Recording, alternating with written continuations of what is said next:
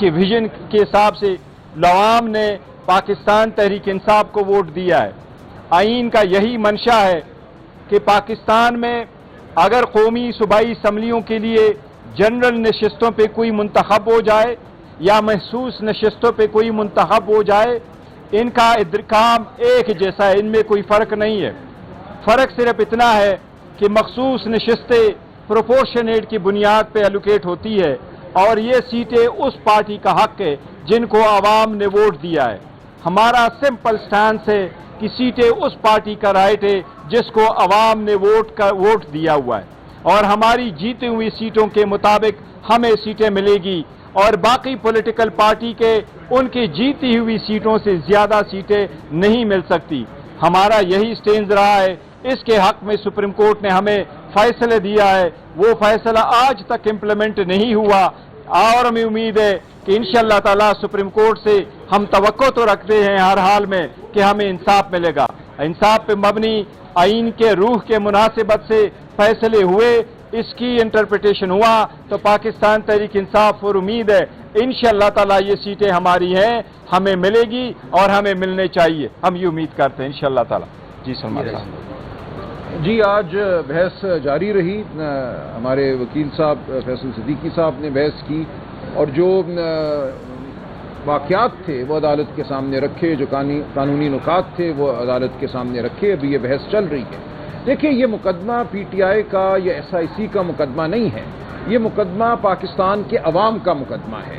जो बहस दूसरी जानिब से की गई वो तकनीकी नौइयत की है कि जी इसमें कैंडिडेट पार्टी नहीं बने, फलाने ने फलानी दरख्वास्त नहीं दी, इसमें तो ये लिखना चाहिए था, इनको अपने प्रेयर क्लॉज में अदालत से ये इस्तदा करनी चाहिए थी। जो अक्सरियती फैसला है 12 जून 2024 का, वो एक अजीमुश्शान फैसला है जिसने ये कहा है कि हमारे सामने पेश होने वाला फरीक दर हकीकत पाकिस्तान के 25 करोड़ लोग हैं।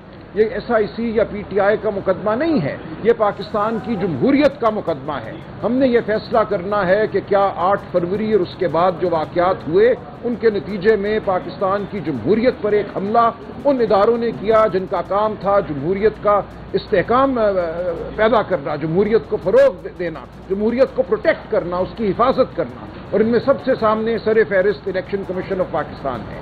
8 जज साहिबान ने यह कहा कि इलेक्शन कमीशन अपनी जिम्मेदारी निभाने में नाकाम रहा। इलेक्शन कमीशन वो कुछ नहीं कर सका जो आइन उससे तवक्को करता है। इलेक्शन कमीशन के मुतअद्दिद फैसले ऐसे थे जिनकी वजह से इब्हाम पैदा हुआ, जिनकी वजह से लोगों को ये लगा कि शायद पीटीआई एक जमात ही नहीं है जो इलेक्शन में हिस्सा ले रही है। इस हवाले से ये तमाम कन्फ्यूजन पैदा हुई।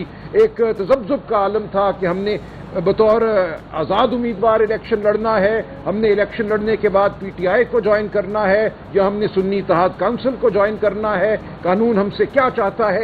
ये तमाम सूरत हाल इलेक्शन कमीशन के गलत फैसलों की वजह से पैदा हुई और उन गलत फैसलों को तमाम 13 जजों ने गलत कहा है। ये बात बहुत अहम है कि जो अफरा तफरी का आलम था इसका बड़ा सबब इलेक्शन कमीशन ऑफ पाकिस्तान था। तो ये हमारा मुकदमा है कि इलेक्शन कमीशन ऑफ पाकिस्तान ने न सिर्फ ये कि अपना आईनी फर्ज अदा नहीं किया, आईनी फर्ज ये था कि एक साफ शफाफ इलेक्शन हो, बल्कि इससे बढ़कर इलेक्शन कमीशन ऑफ पाकिस्तान के फैसलों ने अवाम के रास्ते में रोड़े अटकाए, अवाम को अपनी जो आवाज़ है उसको ऐवान तक पहुंचाने में न सिर्फ ये कि मदद नहीं दी बल्कि उसके रास्ते में हायल हुआ इलेक्शन कमीशन। ये है 8 जज साहिबान का फैसला और 8 जज साहिबान ने ये कहा है कि जो गलतियां इलेक्शन कमीशन ऑफ पाकिस्तान ने की उनका खुमियाजा पाकिस्तान के अवाम को हम नहीं भुगतने देंगे। पाकिस्तान के अवाम का ये हक है कि जमहूरी तरीके से उनके जो नुमाइंदे हैं वो ऐवान में आएँ। इन नुमाइंदों में वो शामिल हैं जो बराह रास्त इलेक्शन लड़ के आती हैं और वो ख़वातीन और वो गैर मुस्लिम जिनको मखसूस नशस्तें दी जाती हैं मुतनासिब नुमाइंदगी की बुनियाद पर। दोनों का उतना ही हक है कि वो पार्लिमान में हों। ये दोनों जो हैं पाकिस्तान के अवाम की नुमाइंदगी करती हैं। अगर पाकिस्तान के अवाम की जो मंशा है, जो पाकिस्तान के अवाम की आवाज़ है, उससे हटकर ये मखसूस नशस्तें उन पार्टियों को दी जाती हैं जिन्होंने वो सीटें नहीं जीती, जो पीटीआई ने जीती हैं, उनको माले गनीमत के तौर पर नशस्तें दी जाती हैं, तो फिर पाकिस्तान की पार्लिमान एक ऐसी पार्लिमान होगी जो अवाम की नुमाइंदगी करने से कासिर होगी। اگر پارلیمان نے ریپرزینٹیٹو ہونا ہے، عوام کا نمائندہ ایوان ہونا ہے، تو ضروری ہے کہ مخصوص نشستیں ان کو دی جائیں جن کے لیے عوام نے در حقیقت ووٹ ڈالا۔ اگرچہ ان لوگوں کو الیکشن کمیشن نے آزاد امیدوار قرار دیا، در حقیقت وہ پی ٹی آئی کے امیدوار تھے، یہ سیٹیں پی ٹی آئی نے جیتی ہیں، لہذا مخصوص نشستیں بھی اسی تناسب سے پی ٹی آئی کو دی جائیں گی۔ یہ ہے وہ عظیم الشان فیصلہ 8 جج صاحبان کا، جس کے خلاف آج الیکشن کمیشن ایک بار پھر کھڑا ہے، حکومت کھڑی ہے، مسلم لیگ نون کھڑی ہے، پیپلز پارٹی کھڑی ہے۔ تو یہ ہم جنگ لڑ رہے ہیں، پاکستان کی جمہوریت کی جنگ ہے جو ہم لڑ رہے ہیں، اور ہمیں امید ہے کہ یہ عدالت بھی 26ویں آئینی ترمیم کے باوجود ہمیں انصاف دے گی، پاکستان کے عوام کو انصاف دے گی۔ بہت شکریہ۔ غور صاحب، 5 تاریخ آپ نے کہی تھی کہ عمران خان صاحب کو جو ہے وہ رہائی مل جائے گی، کیا کہیں گے اس حوالے سے؟ رہا ہو رہے ہیں؟ دیکھیے رہائی کا اور سوال بھی لے لیں، علیمہ خان صاحبہ نے یہ کہا کہ کچھ لوگ کی بنیاد پر ہم بات چیت کرنے کے لیے تیار ہیں، وہ کس دیکھیں پہلی بات تو یہ ہے کہ جہاں 5 تاریخ تک ہے ہم چیف جسٹس صاحب سے ملے تھے، اور میں نے بھی یہ کہا ہے کہ ہمیں امید ہے انشاءاللہ تعالی ہمارا کیس لگ جائے گا، رہائی انشاءاللہ کیس سنا جائے گا تو رہائی اس کے بعد ہوگی، لیکن ہمیں ابھی بھی امید ہے انشاءاللہ تعالی 5 تاریخ کو کیس لگنا چاہیے۔ چیف جسٹس صاحب نے کہا تھا لسٹ آنی چاہیے، اس میں خان صاحب کا کیس ہونا چاہیے اور ارگو ہونا چاہیے، پھر آگے آئین قانون کے مطابق فیصلہ ہو۔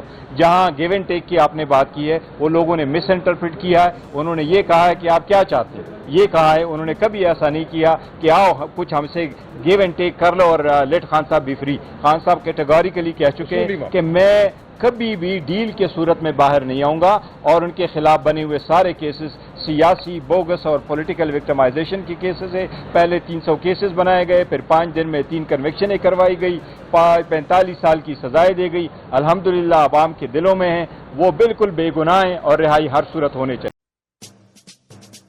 آتش نیوز پاکستان کے سب سے بڑے نیوز نیٹ ورک کا حصہ بننے کا سنہری موقع، ملک بھر سے درج ذیل آسامیوں کی ضرورت ہے: bureau chief, deputy bureau chief, video editor, city reporter, تحصیل reporter, district reporter, crime reporter, press reporter, نمائندہ، نامہ نگار۔ Chief executive Syed Jamshed Bukhari. مزید معلومات کے لیے ان نمبرز پر رابطہ کریں۔